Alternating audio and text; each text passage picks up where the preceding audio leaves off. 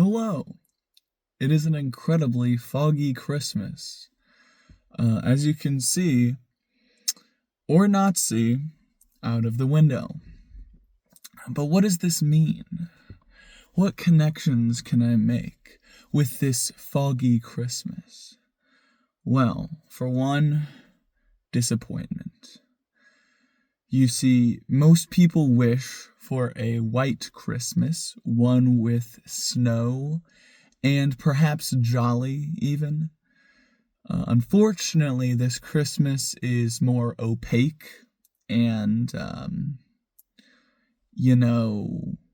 dense, which is not ideal.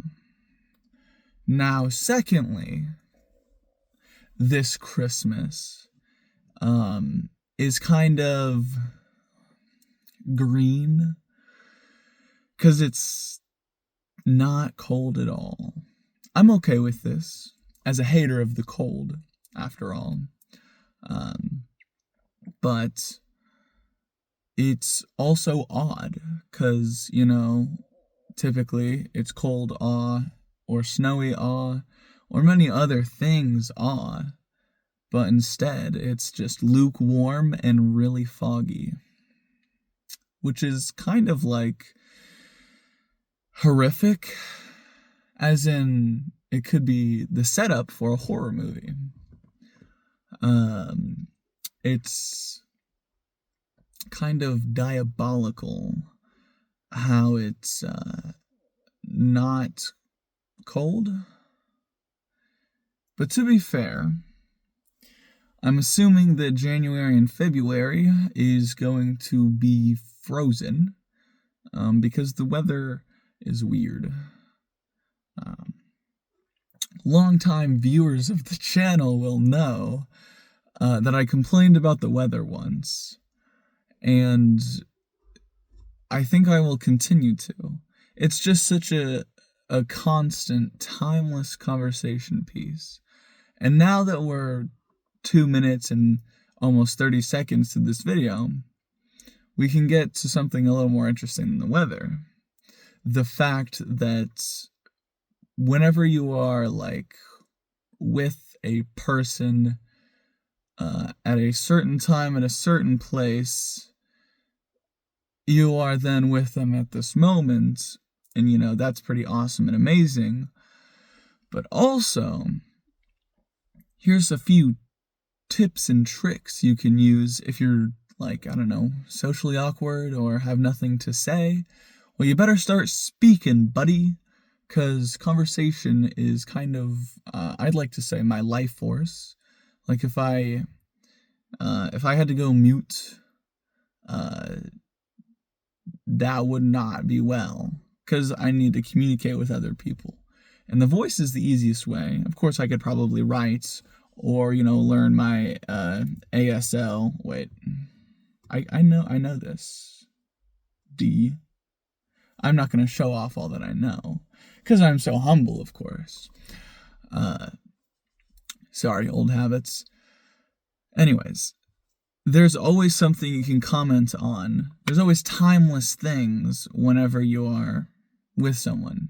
One being the weather, as cliche as it is. There is always weather, and you can always be like, well, don't say lovely weather we're having. I'd say maybe if there was something interesting about the weather recently, you could say that.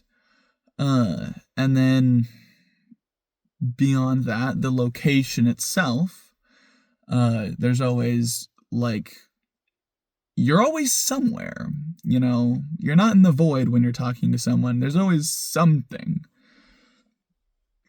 Whether you're in a Slavic prison or the Amazon River, you're somewhere, and you can comment on that. That's a universal talking point.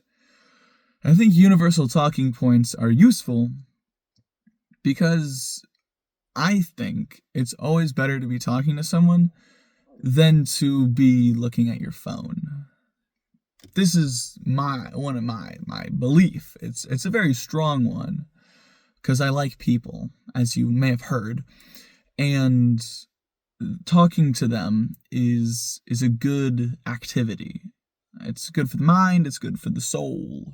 It's good for that intangible connection we have to all human beings. It nourishes you. And so getting some universal talking points that you can use is good. And I should probably think on that more because, sometimes you're around a lot of people that you don't know, like strangers. Maybe you're in the big city and the big city is filled with people. And you can always talk to the people because, well, they're all people. But sometimes you're in situations where you are alone. And this aloneness does not necessarily mean loneliness. You can still have hope that you'll see people again. I'm in a weird situation where there are no people, typically. But eventually, when January rolls around, and eventually February rolls around, there will be people again in my life. And so, kind of like a little quarantine for me, I guess. Instead of going insane, like I usually do, you can prepare, right? And that's where the universal talking points come in. Because you can think about things or like modes of conversation that are general and, universal, something you can always be able to talk about. Time is another thing of like, you're always in that moment right now, the now moment. And there's always the past moment, and there's always the future moment.